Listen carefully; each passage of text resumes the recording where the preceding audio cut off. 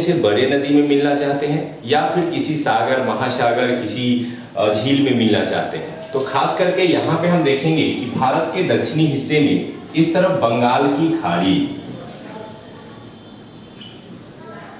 और इस तरफ है अरब सागर।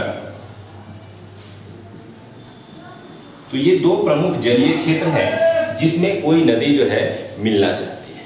तो भारत की प्रमुख नदियों को हम लोग स्पेशली दो भागों में विभाजित करते हैं। ठीक है, पहला जो भाग है हमारा वो है हिमालय नदी और दूसरा है प्रायद्वीपीय नदी।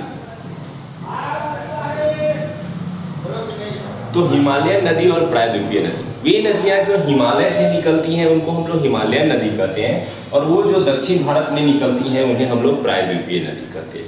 आपको पता है ये हिस्सा जो है इस तरह से ये हिमालय क्षेत्र है। अब इन्हीं क्षेत्रों से निकलने वाली नदियों को हम लोग हिमालयन नदी कहते हैं। आइए उनसे रिलेटेड कुछ क्वेश्चन देखते हैं। यहाँ पे एक जगह है तिब्बत में जिसका नाम है मानसरोवर, मानसरोवर झील है। इसी के पास से चेमा युंग डुंग से एक नदी इस तरह से उत्तर की ओर से भारत के सबसे उत्तरी छोर से निकलते हुए पाकिस्तान होते हुए अरब सागर में जाकर के मिल जाती है। ये कोई और नदी नहीं बल्कि सिंधु नदी है, जिसके बारे में आप लोगों ने पढ़ा होगा कि सिंधु घाटी सभ्यता। इसकी कई सहायक नदियां हैं जैसे झेलम, चिनाब, रावी, व्यास और सतलज।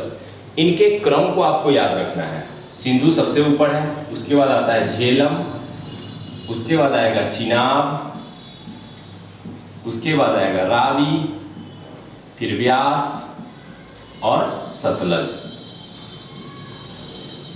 इनसे रिलेटेड बहुत सारे ऑब्जेक्टिव्स आपने अभी तक देखे होंगे। जैसे कई बार ये पूछा जाता है तुलबुल परियोजना किस नदी पे है, तो झेलम नदी पे है। या फिर श्रीनगर किस नदी के किनारे है, झेलम नदी के किनारे है। जम्मू किस नदी के किनारे है, तो चिनाब नदी के किनारे है। इस तरह के रिलेटेड क्वेश्चन बहुत सारे पूछे जाते हैं, लेकिन इसमें जो सबसे इंपॉर्टेंट पॉइंट है वो है सिंधु जल समझौता। 1960 में तत्कालीन प्रधानमंत्री जवाहरलाल नेहरू के समय विश्व बैंक की अध्यक्षता में एक संधि की गई थी पाकिस्तान के साथ, सिंधु जल समझौता। क्योंकि ये सिंधु नदी भारत और विशेष रूप से पाकिस्तान में, इसलिए ये दोनों के बीच समझौता हुआ। समझौते की मुख्य बातें क्या थी? सबसे प्रमुख बात कि ऊपर की जो तीन नदियां हैं, कौन कौन याद रखेंगे इसको? सिंधु, झेलम, चिनाब। ये तीन नदियों के 80% जल पाकिस्तान को उपयोग करना था तथा 20% जल भारत को उपयोग करना। इसके अलावा जो नीचे की तीन नदियां हैं, रावी, व्यास, सतलज, इसका 80% जल भारत को उपयोग करना था तथा 20% जल पाकिस्तान को उपयोग करना। तो यही जो जल समझौता हुआ, इसी को हम लोग स्पेशली जानते हैं सिंधु जल समझौते के नाम से। कई बार इसको लेकर के कई मुद्दे आप लोग पेपर और मैगजीन्स में पढ़ते रहते हैं। तो ये सिंधु जल समझौता यही था जिसके तहत ऊपर के जो तीन नदियां थे, सिंधु, झेलम, चिनाब, उसका 80% जल जो है वो पाकिस्तान और 20% भारत को यूज कर रहा है। तो ये जल समझौतों से रिलेटेड आप क्वेश्चन पढ़ सकते हैं। सिंधु की जो लंबाई है वो 2880 किलोमीटर है, जिसमें से वो काफी छोटा हिस्सा ही भारत से गुजरता है, बाकी ज्यादातर हिस्सा उसका पाकिस्तान। आइए हिमालय नदी में जो सबसे प्रमुख नदी है गंगा, उसके बारे में हम लोग पढ़ते हैं। गंगा उत्तराखंड के गंगोत्री, जिसको गौमुख भी कहा जाता है, वहां से निकलते हुए यूपी, बिहार, झारखंड में एक छोटा सा हिस्सा और पश्चिम बंगाल होते हुए बांग्लादेश में चली जाती है और जा करके बंगाल की खाड़ी में गिर जाती है। तो ये गंगा जो कि 2525 किलोमीटर लंबी नदी, जो कि भारत की सबसे लंबी नदी के रूप में जानी जाती है। कानपुर, इलाहाबाद, पटना, ये प्रमुख शहर है जो इनके किनारे बसे हुए। इनसे जुड़े हुए और कई पॉइंट्स हैं जो धीरे धीरे हम बताएंगे। यहीं इसके उत्तराखंड में ही एक और नदी निकलती है जिसका नाम है यमुना। ये यमुना प्रयाग, इलाहाबाद में आकर के गंगा नदी से मिल जाती है। तो ये हमारा नदी है गंगा ये है यमुना। यमुना से रिलेटेड कुछ पॉइंट्स आपको ध्यान रखने हैं। यह भारत की सबसे बड़ी सहायक नदी, किसकी सहायक है? गंगा की सहायक। और ये गंगा नदी जो उत्तराखंड में निकलती है और जा करके पश्चिम बंगाल और बांग्लादेश होते हुए बंगाल की खाड़ी में गिरती है, वो भारत की सबसे लंबी नदी है। अब गंगा से रिलेटेड कुछ और पॉइंट्स को देखते हैं। तो गंगा का नाम गंगा तब पड़ता है जब दो नदियां इसमें आकर के मिल जाती हैं, खास करके अलकनंदा और भागीरथी। ये दो ऐसी नदियां हैं जिसके मिलने के बाद ही इसका नाम गंगा पड़ता है। बहुत सारे एग्जाम में ये पूछा जाता है कि कहाँ पर कौन कौन सी दो नदियां मिलकर के गंगा का निर्माण करती है। अलकनंदा और भागीरथी ये बहते हुए जब ये बिहार और उत्तर प्रदेश से गुजरती है तो इनमें कई ऐसी नदियां हैं हिमालयन जो आकर के सहयोग के रूप में मिल जाती हैं। इनको सहयोगी नदी भी या सहायक नदी भी कह सकते हैं। जैसे आपने सुना होगा गंडक, कोसी, बागमती, घाघरा, ये ऐसी नदियां हैं जो गंगा की सहायक नदियां कहलाती हैं। इसके अलावा यमुना भी एक गंगा की सहायक नदी है जो भारत की सबसे लंबी सहायक नदी के रूप में जानी जाती है। यमुना में भी कुछ सहायक नदियां मिलती हैं, जैसे चंबल, बेतवा, केन आदि यमुना की सहायक नदियां। तो आप जब पढ़ेंगे, इसको पढ़ने के बाद बुक्स देखेंगे तो उसमें ये देख लीजिएगा कि कौन सी सहायक नदियां हैं, क्योंकि कई बार सहायक नदी से भी क्वेश्चन आ जाते हैं। आइए गंगा से रिलेटेड 2-3 पॉइंट और देखते हैं। ये गंगा नदी जब बांग्लादेश में जाती है तो इसका नाम चेंज हो जाता है और इसे पद्मा कहा जाता है। याद रखेंगे, क्या कहा जाता है? पद्मा। गंगा को बांग्लादेश में जाने पर पद्मा के नाम से जाना जाता है। ठीक है, अब कुछ और हिमालयन नदियों की विशेषताओं को देखते हैं। यही मानसरोवर से एक और नदी निकलती है जिसका नाम है, इस तरह से घूमते हुए ये अरुणाचल प्रदेश, असम होते हुए बांग्लादेश चली जाती है और गंगा में मिल जाती है। इसे हम लोग तिब्बत में सांपो के नाम से जानते हैं और भारत में इसे ब्रह्मपुत्र के नाम से जानते हैं। ब्रह्मपुत्र यह भारत की और भारत से गुजरने वाली सबसे लंबी नदी है। इसकी लंबाई लगभग 2900 किलोमीटर है, लेकिन भारत में यह मात्र 915 किलोमीटर ही गुजरती है, इसलिए इसे भारत की सबसे लंबी नदी नहीं कहा जाता। हाँ, इसका अपवाह तंत्र बड़ा है और इसकी चौड़ाई बड़ी है, तो यह भारत की सबसे चौड़ी नदी में गिनी जाती है और सबसे लंबी नदी गंगा को गिना जाता है। ब्रह्मपुत्र से 2-3 क्वेश्चन बहुत ही इंपॉर्टेंट बनते हैं। यह भी वही तिब्बत के मानसरोवर झील के पास से निकल करके भारत में अरुणाचल प्रदेश राज्य में प्रवेश करता है और जब यह असम में गुजरता है तो इस नदी की चौड़ाई इतनी अधिक है कि बीच में कुछ जो है द्वीप पाए जाते हैं, जिसको हम लोग नदी द्वीप कहते हैं। आपने पढ़ा होगा कि माजुली द्वीप विश्व का सबसे बड़ा नदी द्वीप है। इसके अलावा एक छोटा नदी द्वीप है जिसका नाम है उमानंद। तो ये सबसे छोटा नदी द्वीप और माजुली सबसे बड़ा नदी द्वीप, दोनों ही नदी द्वीप ब्रह्मपुत्र नदी में असम में है। तो ये बहुत ही इंपॉर्टेंट क्वेश्चन है, इसको गाइड करके रखिएगा। आइए कुछ और इंपॉर्टेंट क्वेश्चन की ओर बढ़ते हैं। जब ये गंगा नदी बांग्लादेश में जाती है तो इसका नाम हो जाता है पद्मा। उसी तरह से जब ये ब्रह्मपुत्र नदी बांग्लादेश में जाती है तो इसका नाम हो जाता है जमुना। और जब ये दोनों नदी मिल जाती है तो हो जाता है मेघना। अभी हाल ही में बिहार एसएससी का एग्जाम हुआ था जो कैंसिल हो गया था, तो उसमें भी ये क्वेश्चन पूछा गया था। आइए इसको फिर से समझ लेते हैं। जब गंगा बांग्लादेश में जाती है तो उसका नाम हो जाता है पद्मा। जब ब्रह्मपुत्र बांग्लादेश में जाती है तो उसका नाम हो जाता है जमुना। और जब ये दोनों नदियां मिल जाती है तो इसका नाम हो जाता है मेघना। तो ये काफी इंपॉर्टेंट रहेगा, इसको आप बहुत ही ध्यान से याद रखिएगा। ठीक है, तो हिमालय नदियों में ये कुछ प्रमुख नदियां हैं जो भारत में होकर के बहती हैं और ये बांग्लादेश चली जाती है। इससे रिलेटेड एक और पॉइंट आता है, जब ये बांग्लादेश से होते हुए गुजरती हैं तो यहाँ पर एक विशाल डेल्टा का निर्माण करती है, जिसके बारे में आपने पढ़ा होगा, सुंदरवन डेल्टा, जो कि विश्व का सबसे बड़ा डेल्टा है। भारत में भी है और बांग्लादेश में भी ये फैला हुआ है। सुंदरवन डेल्टा इसलिए इसका नाम पड़ा क्योंकि यहाँ एक विशेष प्रकार का मैंग्रोव वन पाया जाता है जिसको सुंदरी कहते हैं, और उस सुंदरी के नाम से इसका नाम पड़ा सुंदरवन डेल्टा। तो काफी फेमस है ये सुंदरवन डेल्टा। अब ये सुंदरवन डेल्टा जो विश्व का सबसे बड़ा डेल्टा है, कुछ स्टूडेंट हो सकते हैं जिनको डेल्टा ना समझ में आ रहा हो, ध्यान दीजिएगा।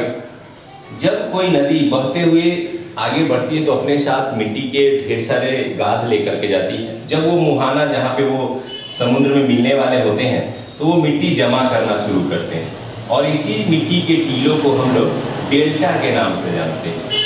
और ये सुंदरवन डेल्टा इसी तरह के टीलों से बना है जो कि गंगा और बाद में ब्रह्मपुत्र इन दोनों की सहायता से बना है। तो ये सुंदरवन डेल्टा जो है वो भारत का सबसे बड़ा डेल्टा है।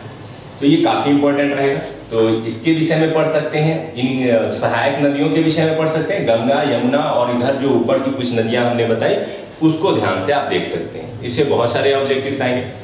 चलिए आइए अब थोड़ा सा प्रायद्वीपीय नदी की ओर आते हैं।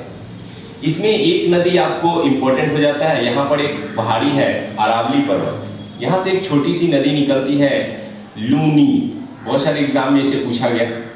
ये लूनी नदी की खासियत ये है कि ना तो ये किसी नदी में मिलती है ना किसी सागर महासागर में, ये अरावली पर्वत से निकल करके कच्छ के रण में जा करके विलुप्त हो जाती है। तभी से ये क्वेश्चन बहुत इंपॉर्टेंट हो जाता है कि वो कौन सी नदी है जो कच्छ के रण में जाकर के विलुप्त हो जाती है। लूनी नदी है, कहाँ से निकलती है? अरावली पर्वत से। वही अरावली पर्वत जो विश्व की सबसे प्राचीन मतलब पर्वत श्रृंखलाओं में जानी जाती है। चलिए इसके अलावा यहाँ एक क्षेत्र है मध्य भारत छत्तीसगढ़ में, नाम है अमरकंटक। इस अमरकंटक जगह की खासियत ये है अमरकंटक पहाड़ी से कि यहाँ से 3 नदियाँ निकलती हैं। एक नदी जो जाकर के गंगा में मिल जाती है उसका नाम है सोन। एक नदी जो पश्चिम की ओर बहते हुए अरब सागर में मिलती है उसका नाम है नर्मदा। और एक नदी जो यहीं से निकल करके जाकर के बंगाल की खाड़ी में गिर जाती है उसका नाम है महानदी। तो ये बहुत सारे एग्जाम में पूछा गया कि वह कौन सा स्थल है जहाँ से 3 नदियाँ 3 दिशा में निकलती हैं। अमरकंटक छत्तीसगढ़ बहुत फेमस है। ये सोन नदी एकमात्र ऐसी नदी है जो गंगा में जाकर के दक्षिण दिशा से जाकर के मिलती है। नहीं तो ज्यादातर नदियां आप देख रहे हैं गंडक, घाघरा, कोसी सभी उत्तर साइड से आकर के मिलती है। तो ये भी क्वेश्चन कभी कभी बनता है कि गंगा की वो सहायक नदी जो दक्षिण से आकर के उसको मिलती है। और इसी पटना में जहाँ पे गंगा और सोन गंडक का मिश्रण है वहीं पे बिहार का पटना जो है वो बसा हुआ है। चलिए आइए इससे आगे बढ़ते हैं। ये नर्मदा नदी से बहुत सारे क्वेश्चन आते हैं। अमरकंटक की पहाड़ी से निकलती है, अरब सागर में गिरती है। ठीक इसके नीचे भी इसी तरह की एक नदी है जिसको हम लोग ताप्ती के नाम से जानते हैं। तो बहुत सारे एग्जाम में ये पूछा गया वो कौन सी 2 नदियां हैं जो पश्चिम की ओर बहती हैं, क्योंकि ज़्यादातर नदियां पूरब की ओर बह करके बंगाल की खाड़ी में गिरती है। केवल यही नर्मदा और ताप्ती बड़ी नदियों में है जो जाकर के अरब सागर में गिरती है। तो ये दोनों, और इस बीच में एक पहाड़ी श्रृंखला है जिसको हम लोग सतपुड़ा की पहाड़ी के नाम से जानते हैं। तो ये भी क्वेश्चन कभी कभी आया है कि सतपुड़ा की पहाड़ी किन 2 नदियों के बीच में स्थित है, तो नर्मदा और ताप्ती के। नर्मदा से रिलेटेड 2-3 क्वेश्चन आता है। नर्मदा की खासियत ये है कि यह पहाड़ी क्षेत्रों के बीच से होकर के गुजरती है जिसको हम लोग रिफ्ट घाटी कहते हैं। तो ये क्वेश्चन आता है कि रिफ्ट घाटी से होकर के बहने वाली नदी कौन है? नर्मदा, और ऑप्शन नहीं रहे तो ताप्ती। दोनों ही लगभग सिमिलर रहेंगे। तो नर्मदा और ताप्ती जो है रिफ्ट घाटी या द्रोणी लिख सकता है इसे से होकर के बहती है। इसके अलावा इससे और भी रिलेटेड क्वेश्चन है, जैसे नर्मदा नदी बहते के क्रम में जबलपुर एमपी के पास ऊंचाई से गिरती है और इसे हम लोग जलप्रपात कहते हैं, यानी साधारण शब्दों में हम लोग इसको झरना भी कहते हैं। तो ये नर्मदा नदी बहने के क्रम में जब ऊंचाई से गिरती है और जलप्रपात का निर्माण करती है तो इस जलप्रपात का एक विशेष नाम दिया गया है, धुआंधार जलप्रपात। इसे कपिल धारा जलप्रपात भी कहते हैं। तो ये क्वेश्चन आता है धुआंधार जलप्रपात या कपिल धारा जलप्रपात कौन सी नदी करती है? नर्मदा नदी करती है, और खास करके ये कहाँ? जबलपुर एमपी में। फिर वहां से निकल करके ये गुजरात होते हुए जाकर के कहाँ गिर जाती है? अरब सागर में। ताप्ती नदी भी आपने समझा। ताप्ती नदी और नर्मदा नदी से रिलेटेड क्वेश्चन मुख्य रूप से ये रहेंगे कि पश्चिम की ओर बहने वाली। आइए महानदी की ओर आते हैं। महानदी ये जो नदी है ये भी अमरकंटक क्षेत्र से निकल करके बंगाल की खाड़ी में गिरती है और खास करके उड़ीसा होकर के बहती है। इस उड़ीसा में इस पर एक डैम बना हुआ है, आप लोग पढ़े होंगे, हीराकुंड बांध। जो भारत का सबसे लंबा बांध है वह किस नदी पे है? महानदी पे है। किस राज्य में है? उड़ीसा में। तो आपको महानदी से ज्यादातर यही क्वेश्चन आता है। अब और कुछ प्रायद्वीपीय नदी को देखते हैं। तो एक महाराष्ट्र में एक नदी निकलती है और बहते हुए जाकर के बंगाल की खाड़ी में गिरती है। आप लोग नाम सुने होंगे, गोदावरी। इस गोदावरी से बड़ी संख्या में क्वेश्चन पूछे जाते हैं। ये नासिक, यहीं से ये निकलती है और आपको पता होगा कि 4 जगह कुंभ लगते हैं, उसमें से एक कुंभ नासिक इसी गोदावरी नदी के तट पे लगता है। ये गोदावरी नदी बंगाल की खाड़ी में गिरती है और दक्षिण भारत की सबसे लंबी नदी है। इसको अलग ढंग से पूछा जाएगा आपको, प्रायद्वीपीय भारत की सबसे लंबी नदी कौन है? गोदावरी है, जो कि इस तरह से महाराष्ट्र नासिक से निकल करके बंगाल की खाड़ी में जाती है। इससे रिलेटेड कुछ और क्वेश्चन बनते हैं, जैसे इसे बूढ़ी गंगा कह के या वृद्ध गंगा कह के पुकारा जाता है, क्योंकि दक्षिण भारत में जिस प्रकार से गोदावरी सम्मानीय है उसी तरह से उत्तर भारत में गंगा है। तो इसीलिए इन दोनों की तुलना की जाती है और इसे दक्षिण भारत की गंगा या फिर वृद्ध गंगा के रूप में जाना जाता है। इसके नीचे महाबलेश्वर से एक नदी निकलती है, कृष्णा, जो ये कर्नाटक से निकल करके आंध्रा होते हुए बहते हुए जाकर के बंगाल की खाड़ी में गिर जाती है। ये जितनी भी नदियां बंगाल की खाड़ी में गिरती हैं छोटे मात्रा में डेल्टा का निर्माण करते हैं। सबसे बड़ा डेल्टा यहाँ आपने पढ़ा सुंदरवन डेल्टा, जो कि गंगा ब्रह्मपुत्र। तो यहाँ कृष्णा आती है और ये कृष्णा नदी इस तरह से, और सबसे जो नीचे है वो है कावेरी। इसके अलावा भी एक है वैगई और पेन्नार वगैरह, तो वो छोटी नदियां हैं, उसको आप लोग थोड़ा ऑब्जेक्टिव वगैरह के रूप में पढ़ सकते हैं। ये कावेरी नदी है। इस कावेरी नदी से भी 2-3 क्वेश्चन बन जाते हैं। जैसे आप पढ़े होंगे कि कावेरी जल विवाद किन 2 राज्यों के बीच, तो कर्नाटक में निकल करके तमिलनाडु में जाती है। तो ये कर्नाटक और तमिलनाडु के बीच में ये विवाद है कावेरी नदी से संबंधित। कावेरी से रिलेटेड एक और क्वेश्चन है, शिव समुद्रम जलप्रपात। ये जो वाटरफॉल है शिव समुद्रम, किस नदी पर बनाया गया है? तो कावेरी नदी पे शिव समुद्रम जलप्रपात है।